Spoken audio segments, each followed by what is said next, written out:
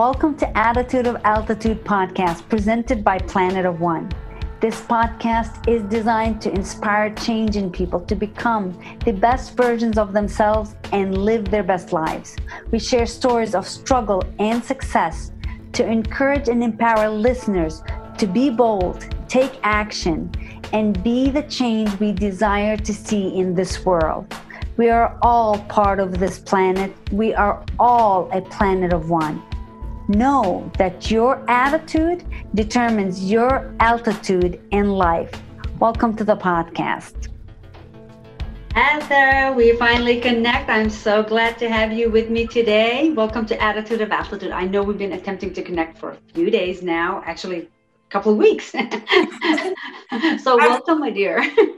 Thank you so much. I'm glad to be here. I'm so glad to have you. Guys, if you're listening in, this is Heather Duncan, and I seriously wanted you guys to meet Heather. She has an amazing background, and the most beautiful part about Heather is her own ability and action to take a decision and make something out of it. So let me introduce you to Heather Duncan. Again, welcome, Heather. Would you do me a favor and give us a little bit about your background, where you grew up, and a little bit about you, and we'll just chat so that people get to know you a little better. All right. So I grew up in a small town in Kentucky. I think probably about 500 people. Everyone went to the same school, actually. So we had elementary kids, middle schoolers, and high schoolers in the small school. You could probably look it up. It's in Carter City, Kentucky. Very small. So I'm from there. I've always had motivation, though. I always wanted to be more and see more in the world. Mainly, I did want to see the beach. So one day I just was like, you know what? That's where I'm going to go. That's where I'm going to make it. And here I am in California, 24 years old. I'll be 25 next month. Do you remember when you made that decision that you were going to go see the ocean? How old were you back then? Well, my mom traveled to Florida a lot whenever I was little. She wasn't too good off. So I never went with her. I stayed home, but I wanted to go, but I was real stubborn. I didn't want to be around my mom. So I guess I decided that I wanted to go when I got married at 16.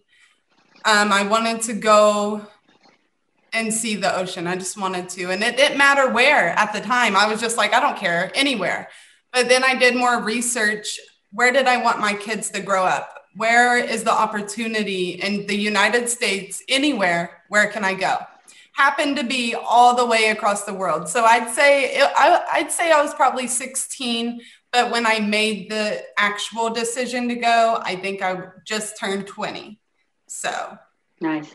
And it was a drive, but I just didn't do it yet. You know what I mean? What was it in your childhood that you didn't desire to hang around your mom?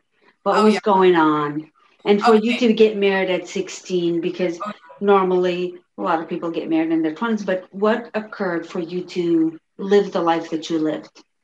Okay, I was the oldest of 6 kids. So my whole childhood, it was about me being a mom, me taking care of my siblings. My mom was really bad on drugs. It wasn't her fault. I understand that now. At the time, I didn't.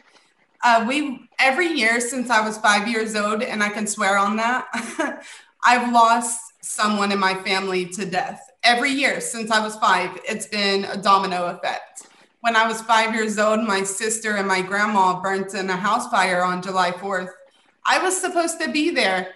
Every time something happens, it's like there's a purpose for me. Some reason I'm supposed to be here and do something. And so I seen my mom and what she went through. She ended up getting on medication after that because she couldn't deal with her life. She couldn't take care of me no more after losing her mom and her daughter. It was terrible. It was just, I seen it was the crazy thing. The next morning I woke up and they took me up to the house because they were going to drop me off at my grandma's. Everything was gone. It was still smoking. And I'll never forget that. I was 5. Mm-hmm. So I just keep thinking my whole life, what in the world? My mom's high all the time. She's never home. I'm taking care of all these babies. My mom's got 5 other kids I'm taking care of.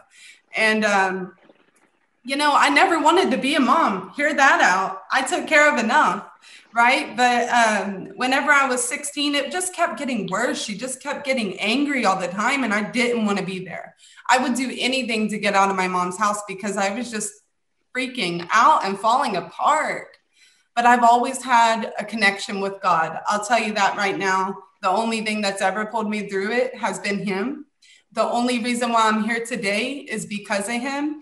And I tend to bring Him up in every conversation. And I know that's, a hard one to pull into conversations sometimes, but I have to say it no matter what. Whoever's talking to me, they got to hear that that's why I'm here. That's your truth. Oh yeah, that's it. But, there was so much that happened, and we could do like 5 videos of this, and I'm telling you, but I don't want to bore you guys with all the details, but it was drive, all that.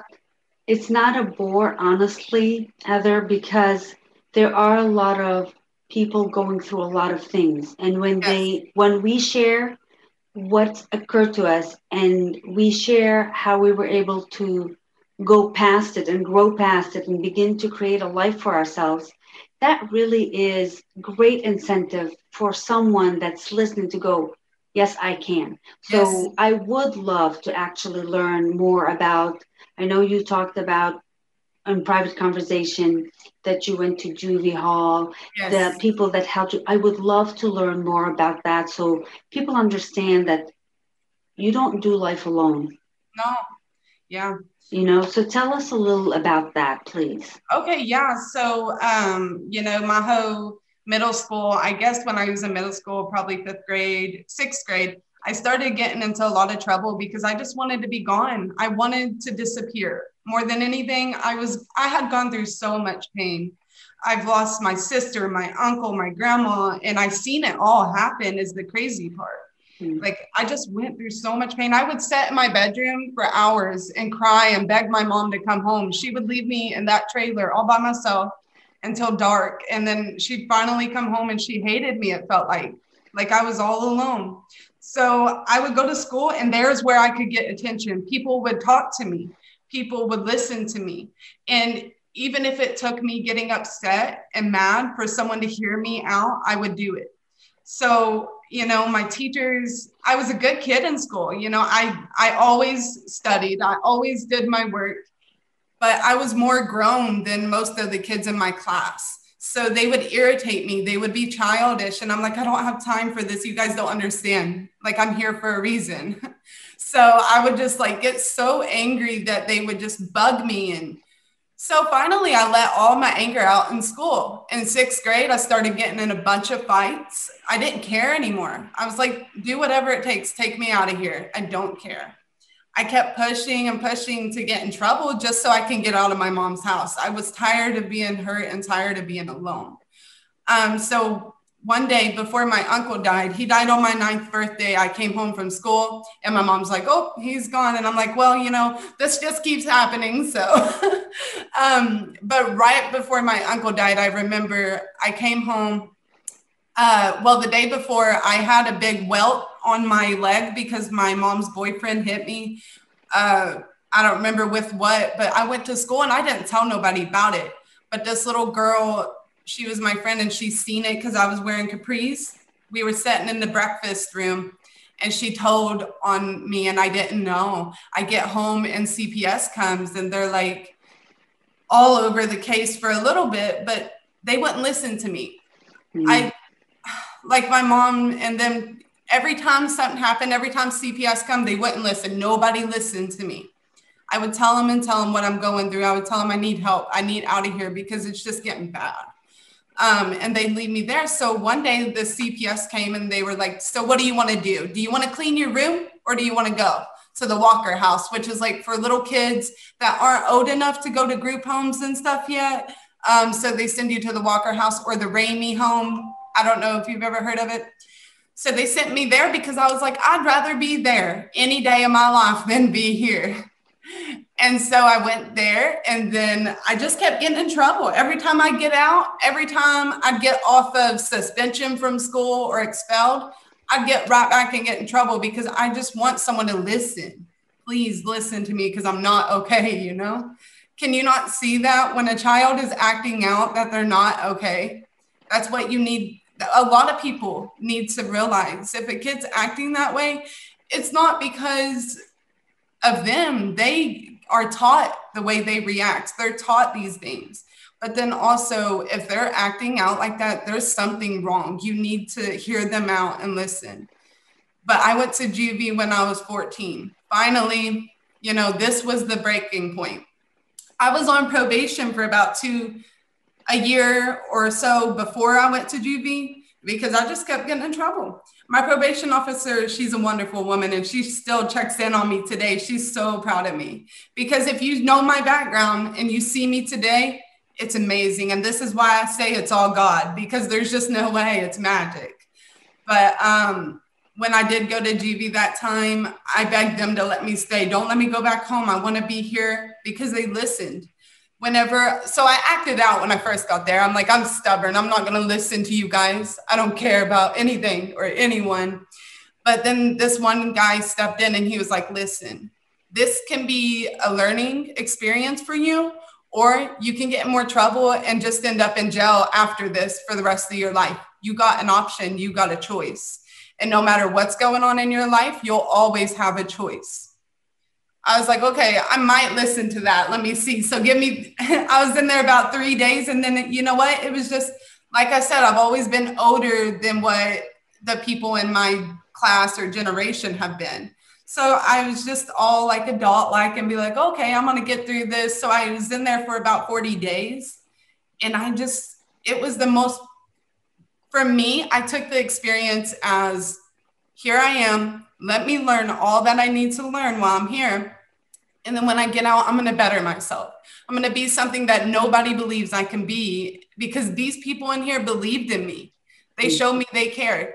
The day that I was going to go to court for the last time, they gave me a Mountain Dew, gave me a Slim Jim. They knew those were my favorite things. And they told me, okay, you're probably going to like a school for bad kids, right? They tricked me though. I go to court and they told me I'm going home, and I'm like, oh my gosh, this whole time. But I just wanted to stay there, to be honest. But after I got out, I loved my mom for a little bit and everything, but stuff kept going bad. But that's when I was 14. So 2 years down the road, I'm 16, and that's when I really decided to change my life. But I didn't get in trouble anymore after juvie. I showed everybody who I really am. And I went to school. I was a good kid. One of the girls, I was in the lunchroom, and like I said, I didn't put up with nobody in school because I thought I was better than that. Like, I'm just like, I'm an adult already. I'm at home taking care of kids, feeding them, bathing them, changing their diapers. I don't have time for all this childish stuff. So when people got like rude towards me, I would fight them. I'd be like, listen, I don't have time for you. Well, I get out of juvie and I go to the cafeteria and I'm done. And I told my principal and everyone, I'm finished with all this. I don't have time for it. I'm going to be good now. Watch me. They didn't believe me, but I was like, watch me. This girl in the lunchroom comes up and hits me, and she expects me to hit her back. But I just hold my hands under the table, and I'm telling you, I held them there so tight. I was just like, I'm not touching her. I'm not. I kept telling myself. And I just looked at my friend in front of me and I was like, I'm not. And she just kept hitting me. She kept and kept and kept. But then my friend got up and helped me out. And I just sat there, and my principal looked at me and she's like, you hit her, didn't you? She literally just told me that I failed again. And I was like, no, you go watch them cameras. I promise you, I'm changed. I'm a different person, and I want to be something more. So she looks, and I proved them all right. And after that, my life just started getting so much better at school, at least, But that's what I went through with that, and so much more little details. But, if you want to fast forward and hear a little portion of that story. I do, but I want to concentrate on the fact that you were wise enough to make a decision that I'm not going to continue down that path. And you were aware that if you hit her back, if you did the things that you were doing, it's just taking you down a path that you really don't desire to be in. Absolutely. So those pieces, how did you learn to go, that is not where I'm heading? Was it in the juvie hall? Was it Yeah. the classes? Was it the men? What was it that gave you that oomph to go, no, this is not where I'm heading? Well, when I went to court the last time, coming from juvie, they drove you to the courthouse. I get in there and the judge tells me, listen, I'm going to let you out. You've shown us how much you've changed in here. And I told him, I don't want to go out because I don't want to go home. You know, I want to go back. But he literally was like, you got to go home because you're changed. But he said, if you get in trouble one more time, I'm 14 at the time. If you get in trouble one more time, you will go to juvie until you're 18 and then be in jail from the point of 18 on. So I was like, oh gosh, I got to, because I've watched my mom and all of them go through that life. I don't want to do that. I can make a difference now because it's not on my record. Once I turn 18, it's going to be on my record. And I showed everyone around me that I was serious this time. You cannot change what I have in my heart and what I long for. You cannot change it. You can get mad at me, hit me, do what you want, but I'm different. I'm more grown than that. And I have a plan for my life. I'm going to be different than this small town, crazy stuff, you know, because that's all it is. It's a small town. Everyone knows everybody. And, you know, they have no drive. They have no dedication for anything other than that stuff. And I'm just like, I can't do that. I want more. And I've shown them that too. That day that she hit me, I was just like, that's fine. Do what you want. And that goes along with so much of my religion too, though. If, you know, because you just take on and take on and take on all those trials, but you got to keep pushing through. And I did that day. I held on tight to that table and I told myself, you're making a difference right now. That's it. Once you prove them this, the whole rest of it's just going to be a breeze. And I did. You definitely did, Heather. Yeah. And what I heard in your passion and you telling this is you didn't allow the circumstances around you to seep into you. You kept yourself up and knew that you desired to get out of there and to get to a better life. So you didn't let circumstances control everything that you're doing in your life to go, well, this is just life. And Yeah. that's the most beautiful part in learning about you and hearing part of your stories. And I know there's a ton to share with people, but let's fast forward from there to you making a decision to leave Kentucky. Okay. Share that journey. Sounds good. So basically it all started whenever I was renting a house. So many houses, so many towns. Okay, so I was renting a house in Olive Hill, Kentucky, and it was supposed to be rent to own, but these people were from Chicago, so they had a contract that was weird for me. I was like, this is weird. Like, it was a rent to home, but it said lease to own, and I was just so confused about it, but I went with it anyways. And I'm just driven to buy this house or whatever. But life just kept feeling so empty. There was so many things going on. Drugs here, drugs there, people here, people there, different jobs, different place. I'm working 3 jobs a day. Daniel's working a night shift. We just can't make ends meet no matter what we did.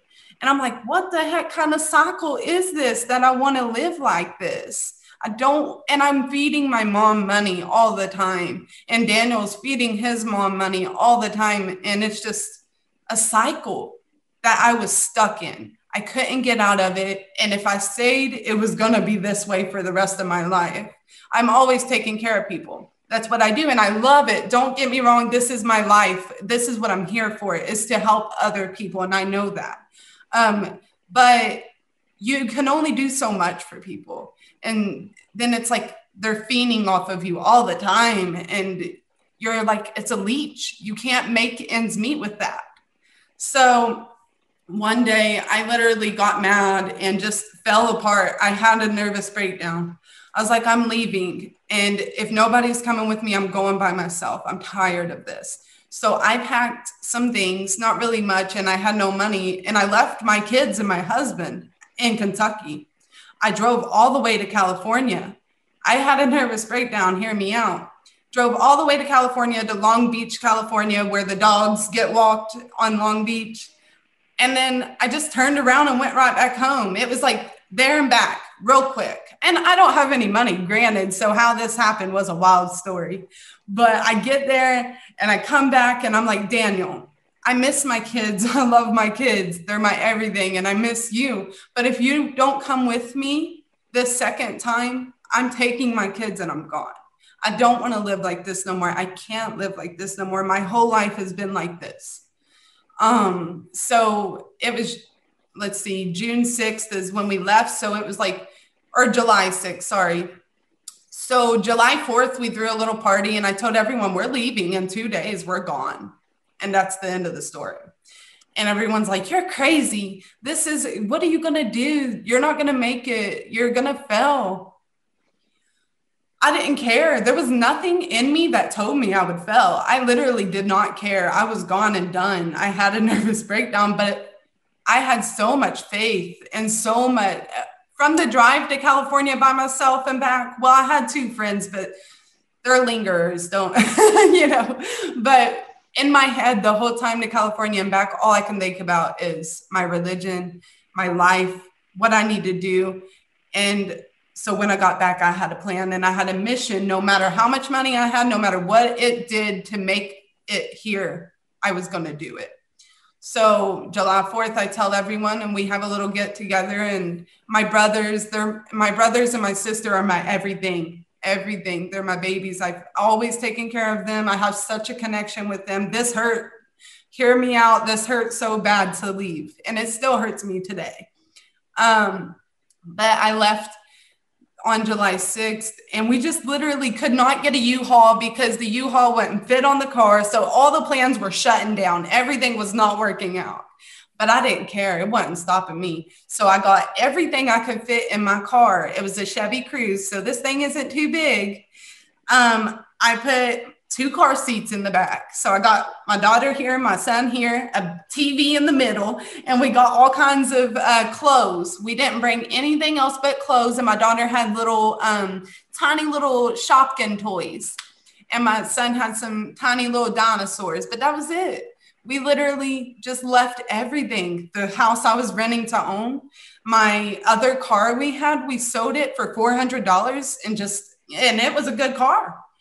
Everything, I just was like, I'm done. I don't care about all these materials. I had a big TV. I had a tanning bed. I had a huge bed. I had a huge couch. My kids had their own room. I traded all that to move all the way to California, live in the Best Western Hotel on Paris Boulevard for 7 months. My kids had to sleep with me. It was heck, but I traded all those materials. And not one time in that hotel did I change my mind. Not one time did I let myself fail. So it was either June or July, I'm telling you, June, July. From there to October 2017, August, September. So September, I started making a plan in my head. Because whenever I got to California, my husband had a job he transferred from. He had worked there for 5 years at this point. He transferred here. It's not a good paying job, so please don't get that confused. He was only making $17 an hour at that job. So it didn't pay us to live there. So I got a little job with Made Pro, and I worked for them for a month or 2, but I'm one of them type of people. I have too much compassion for others, too much care. And when I would go to these houses, there was a man specifically, he was in the military, and they were charging him like $300 and something for me to only be there 3 hours. That's $100 and something an hour. And I told this guy, I was like, I'm so sorry. I don't understand. I was like, they want me to stay here for the full time, but I don't even need that much time. I'm calling him, and telling my boss that this is crazy. I'm finished early. We need to adjust the price. So the boss gets mad at me, but this military man, he tipped me $200 and something that day. I realized my worth when he did this for me. And then there was 2 other clients that was just amazed by my compassion for them, by my care for their home in general. Like I love it. And I didn't even know it. I really didn't. I didn't know that this was my path. I had no idea. But that is one thing, again, with my religion, that I see him work on a daily basis, because you don't know until he shows you. So in October, I decided, you know what, I'm getting my license and I'm doing this by myself. I'd been working there like 2 months and a month and a half, and I just couldn't deal with the fact of how they treated people or how things were done halfway. Like, I could never finish all the way. And I'm just like, this isn't fair. Let me clean it all the way. So in October, I made the plan, and I told my husband, he got paid on Fridays. I was like, listen, I know we only got 200 left after paying a couple of days in the hotel, but I really, really have a feeling I need to do this. So the business license itself cost like 70. The rest I got for my supplies, and I got my insurance, my bond. I did it all like this. I already knew somehow, like I just Googled everything or something. I was so dedicated. I was like, what do I need to do this? So I stayed up all night just trying to figure out what I needed to do to make this work. And I did. I got all my insurances, my bond, my license within a day. And then I go and get my supplies, and I work for one client and made that money right back. And then from that day forward, I was driven. I would walk for hours upon hours passing out flyers, and I have anxiety. So for me to knock on, or to not knock on people's doors, but to walk up to people and put a flyer on their door freaks me out. But for some reason, there was so much motivation inside of me that I was like, I don't care about any of it. Let's do this. I got 2 babies in the hotel waiting for a room of their own. Like, let's stay motivated. So I did. And so many people waiting to watch me fail. They really was. But not 1 minute did I think of that until now. Now I realize, wow, you know, there was so many people waiting to watch me fail. For real. And then now look at me. It's crazy. I don't understand that. Okay. I could tell you all these things that happened, but I have to even remember what happened, because it's just like magic how it worked. It's unbelievable. Like, who drives all the way from Kentucky, lives in a hotel for 7 months, and then makes it here in what, 3 years? That's just beyond my imagination. It's like religion. When it comes down to it, I already know what it is, you know. I love what you're saying, Heather, that you believe in a force that is allowing you to grow and become who you would like to be. And at the same time, you did some things that were amazing, whether you realize them or not. You put your own oxygen mask on. You left because you needed to be okay yourself and take care of you and your family. That was the first thing that you did. And then you took charge. You made a decision, and you didn't wait for anyone to do anything for you. You Googled things. You got into action, and you did exactly what this country was built on. Yeah. It's the land of dreams to give you the ability to create what you would like to live. Whether it's in the States or anywhere else, it comes back to that drive. It comes back to us doing the right thinking, not letting things sink into us that's going on around us, and really just keeping focused no matter what anyone else is saying around you. So I met Heather because we needed a very quick cleaning in our home, because my dad was coming from the hospital and we just needed them. And what really grabbed my attention is exactly what she just said.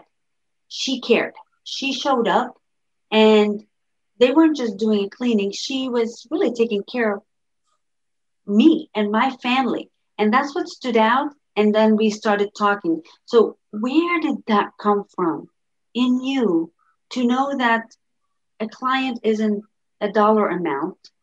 A client is a person that's relying on you, because you put that into your agency. You put that into how you grew, and we'll go through that and explore. But how did you learn to be that person, Heather? My grandma, I think, because my grandma, no matter what other people thought of me, no matter how much bad I did, and I knew that I was acting out, I'd go to my grandma's house and she'd welcome me with open arms. She's my great grandmother. And she was the one I stayed all night with the night my other grandma was in the fire. But she was an old soul. Great grandmother, you know, shoot fire. She was like 90 something when she passed away. I was 14, but she loved me no matter what I did.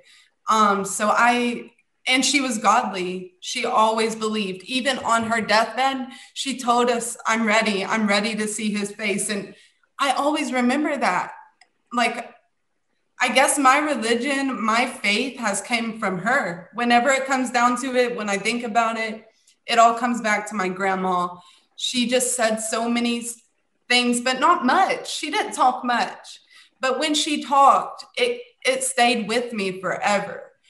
She would pray every night before she went to bed. She'd take her hearing aid out, and we slept in twin beds beside each other. And I'd hear her, and I didn't pray with her or nothing. I didn't really understand, but I heard her do that, and I'm just like, wow, my grandma loves everyone. She would cook for everyone on the hauler. We lived in a small hauler. Our family lived up a line up and down this hauler. And then even my principal lived so far down the road. Like I said, everyone went to the same school. But they'd always come to grandma's house in the morning and eat, everyone.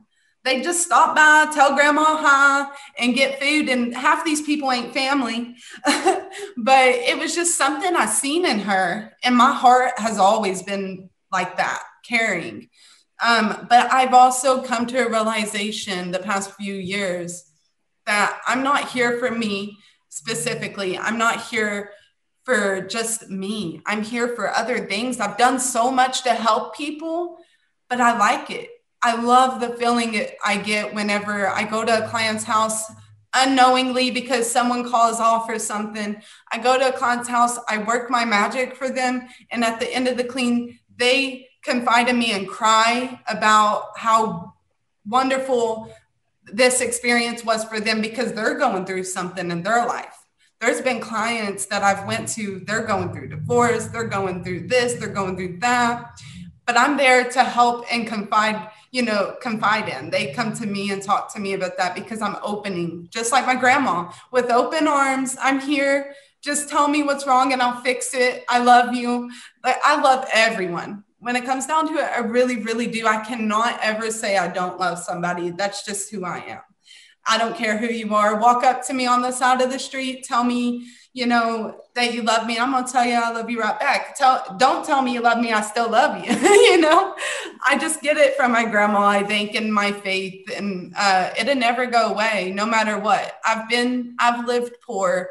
I know what it feels like not to be loved. I guess that's one of the things too. I know what it feels like to never feel that love from someone that you need so badly as a child. Only like one person, all they have to do is tell you they love you, and it gives you so much drive, so much. But I didn't have that for years. I didn't feel it for years. And I guess that's what I want everyone to feel all the time is love, no matter what they feel like, because it really does help. It makes a difference in people's lives. And that's what I want to do. I want to make a difference no matter what it takes. I don't care about money at all. I really, really don't. I care about each and every employee I have more than they ever could know. They're my babies. I literally want to pick them up and rock them all the time. Like, I love them to death. And then all my clients, no matter who they are, it does not matter. I have worked in cleans for 13 hours straight and charged them $100 and something. 13 hours, because I know they're going through something, and it's not what I'm there for. I'm there to show them how much I care. That's what started all this. Like I told you, the military man that I worked for, he fights for our country. For what reason? If you put it down to it, for what reason? For me to come to his house and clean for him and be charged $300? I don't think so. It just irked me that day. And then so on and so on. All these people, you go to their homes, you really get to see what their life is like. And I don't know, a lot of people deserve more than just caring about how much they're being charged or etc. You know what I mean? There's just so much more to this life than money. There really is. Your principles are amazing that you live by, and you show it in your company, in your staff. How has growing the company affected you in the way that you live your life and who you become? Affected me the way I live my life. Let's see here. It falls together so simply to me. Honestly, I've always been this way. Even before this company, I've always been a hustler, okay? Me and my mom, when we did get along, we'd do yard sales, garage sales all the time. Or I'd be at school and, we were poor at home, so poor. I would sell like gum and suckers and stuff for $1 just to get some money. So I've always been that person that's like, okay, we got to figure a plan out. We got to make it work.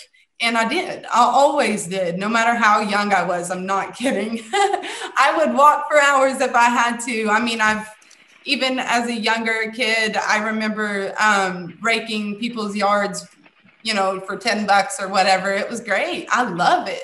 And like I said, I love helping people.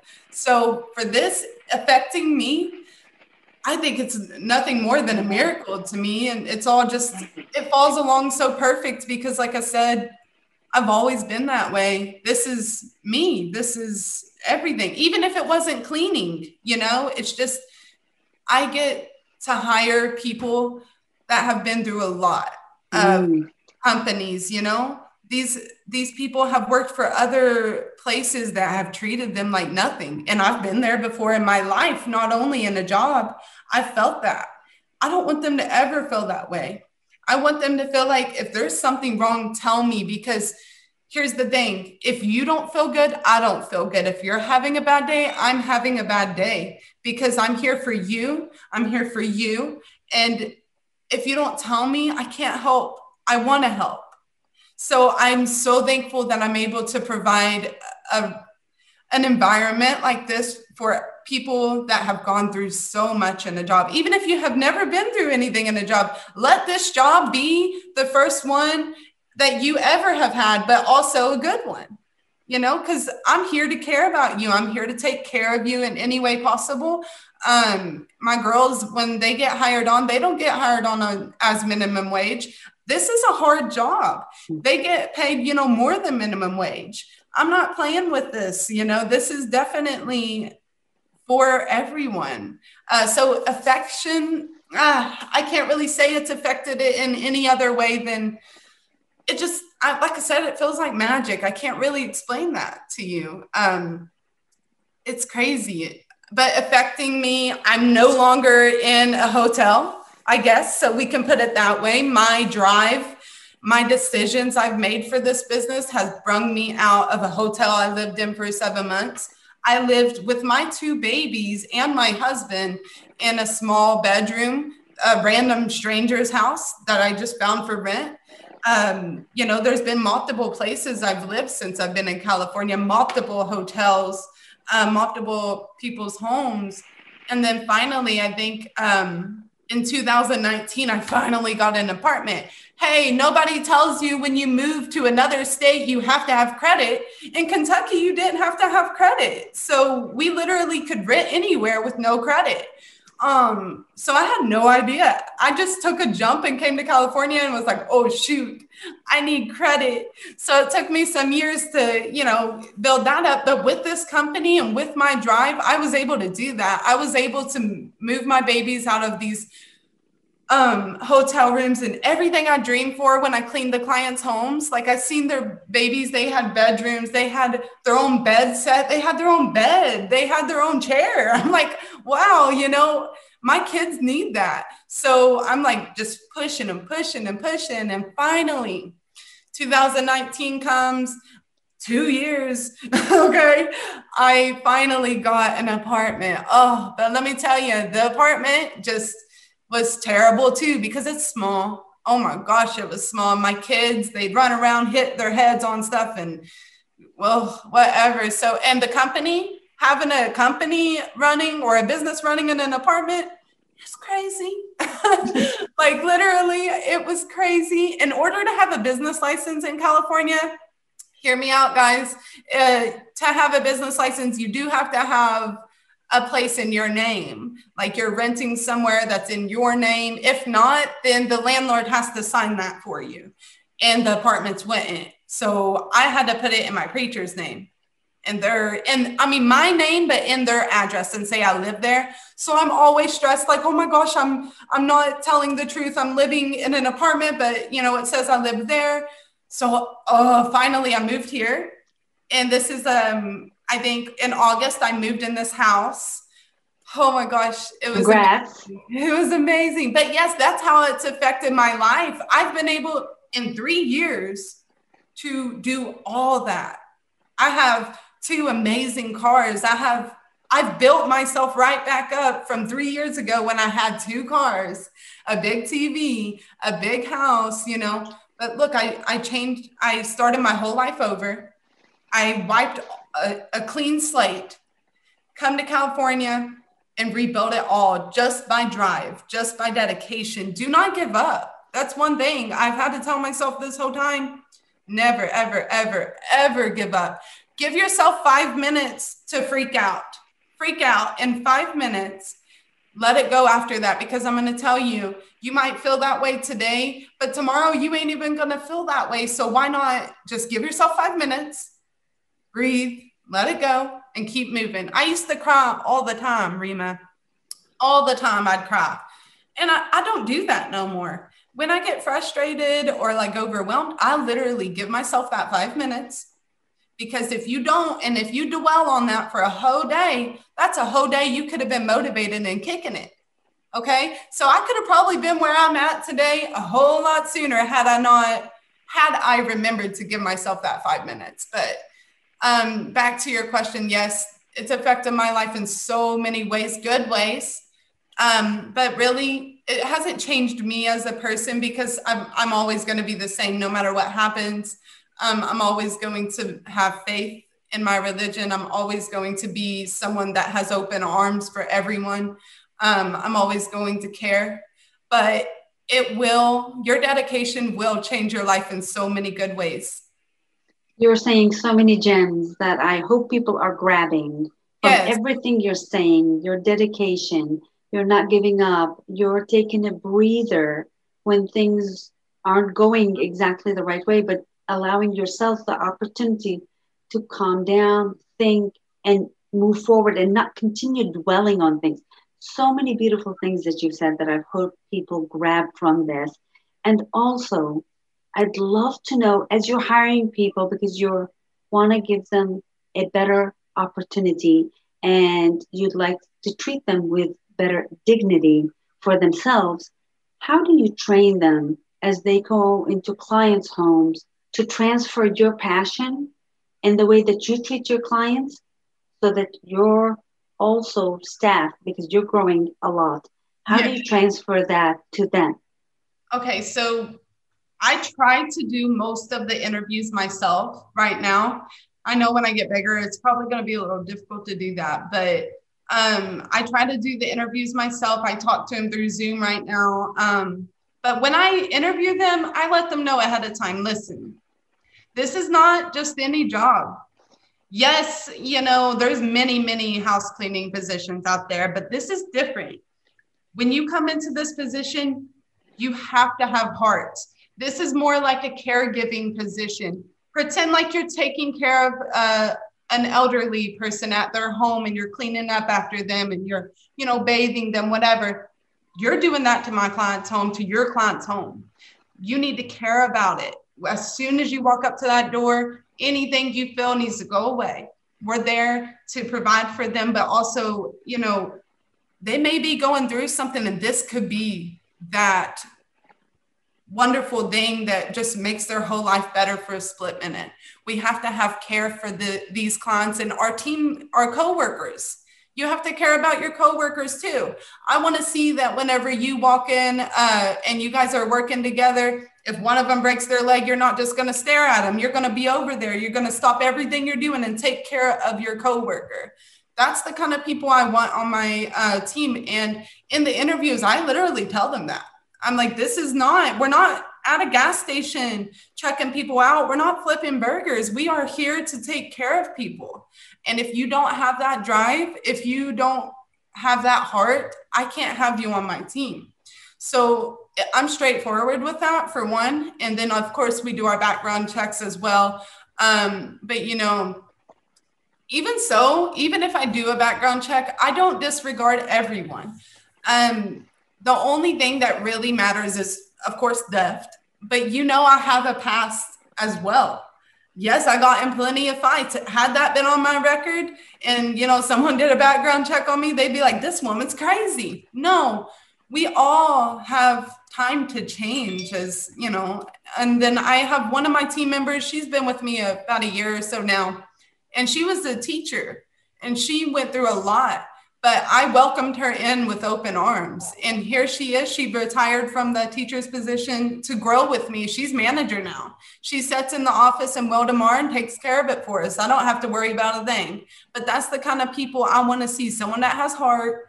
But you have to care about this. If you show up and you say, this is just a job, I don't care. Fine. I don't have time for that. I'm here to help you, but also you need to make sure you're here to help the clients and each other as well. It's very important. What you're saying is so amazing, that you really understood that it's not about the cleaning. It's about, yes, the cleaning, but it's about the heart of the cleaning. And really seeing that you're working with individuals. And Heather, so many companies miss that. Yes. You understood it and you're sharing it with your employees and you're transferring it to your clients. And that's why you're growing at the pace that you are. Yeah. So I am so delighted that we met, to see the drive and to see that it's possible for anyone, no matter what our background is, to actually turn it around. Yeah. If we make those decisions. So I love hearing your story, and I know there's a lot more to share. Maybe we'll come back in a different podcast and share more about that. But where do you see your company going and growing to as you continue to move forward? Okay, so every year I've tried to open a new location. You know, we've been open 3 years. We got a location. My home location is San Jacinto now. We got the Wildemar location and we have the Rancho Cucamonga. So 3 years, 3 offices. My plan is I want to bring these employees in, get them motivated, show me you care. You can't just come in and apply for the management position.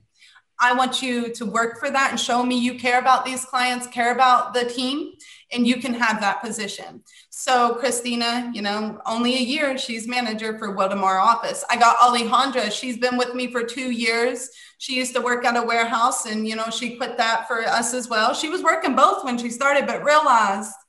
And so my plan is to keep on this love, keep showing my employees that they have room for growth. They don't have to go to college either to be somebody, to work like this. And one day you're going to be taken care of. Your kids are going to be taken care of. My will, and I'm going to say that right now, hey, this is recorded. So if I die, I have a will written. But my will is like, whenever I pass, I don't plan on this just going to my kids. This is going to my managers. I want their kids to be taken care of when I'm gone. I don't want just mine. You know, if my kids don't care about the company, they don't have to own it. Whoever is the highest manager when I'm gone, I want them to be able to take care of it, get a big portion of the income, and then my kids get a small check, but just the same as their kids. I want us all to be a family. That's what it's about. And I will make that happen. Take my word for that now. Like I said, I plan on opening another office every year. So at the end of this year, December, I hope that we can open one in San Diego. And then we want to open another one the next year in LA, and we'll just keep going like that. But that means I have to have good employees that can be management and someone that I want to see grow with the company. And I want to take care of them for the rest of their lives. And I want us all to take care of each other. So that's what my hope and my plan is for this company, and to continue bringing light to all my clients. I want them to feel comfortable, finally, that they found someone that really cares, that we're not there to take advantage of them in any shape or form. I applaud you for your vision. I applaud you for your goals, truly. And the way that you're handling yourself and your company. I truly believe if, as the world, if everyone began to live this way and really think of their work as a work of love because it impacts other human beings, this world will change super fast to Yeah. a place that we all love. Heather, what is the best way for people to get a hold of you? Well, you can call me anytime at 951-581-5148. But we do have a website. It's super easy to get in contact with me as well. It's Perfectlyclean.biz. So super fast. We're on Facebook and Instagram. Wonderful. And I would still love to know, from everything you have grown through, how has that impacted the way that you're raising your own kids now? All my babies are definitely, everything I went through, I have not allowed them to feel 1 inch of it. They always feel loved. They always feel wanted. They always are being told how beautiful, how wonderful, how amazing they are. Those are things that are so important for kids, and that me as a child, I didn't get. And granted, I made it out of that, but there's not a lot of people that can. Rima, there's so many people that go through that pain and hurt, and they don't end up making it, the way that I was able to come through with it. So just make sure that, when you're raising your babies or you're around kids, tell them how loved they are, how special they are, because that one time you tell them could mean the world to them and change their whole life, because it changed mine. So, that's with my babies. I'm going to continue to do that. And they're amazing kids. They love God as well.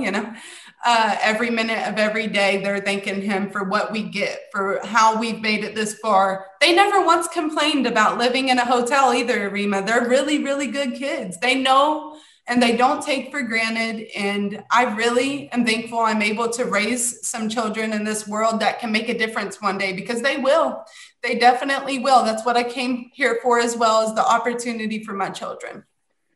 You're doing amazing, Heather. I am so impressed. I am so delighted to know you and be a part of who you are right now as you continue to grow. And if there are clients out there, if there's someone that it can help you expand and has the right people, I would love that they connect with you and get you even further, because we definitely are desiring a lot more of what you're doing in the world and the way that you're running your company. Is there anything that you'd like to share that I may not have asked, that you go, oh, I wish Rima had asked me this? Anything you'd like to share? I just want to make sure, I am here to help everyone. And one of the reasons why I'm here to talk to you today is so people can understand that you can make it.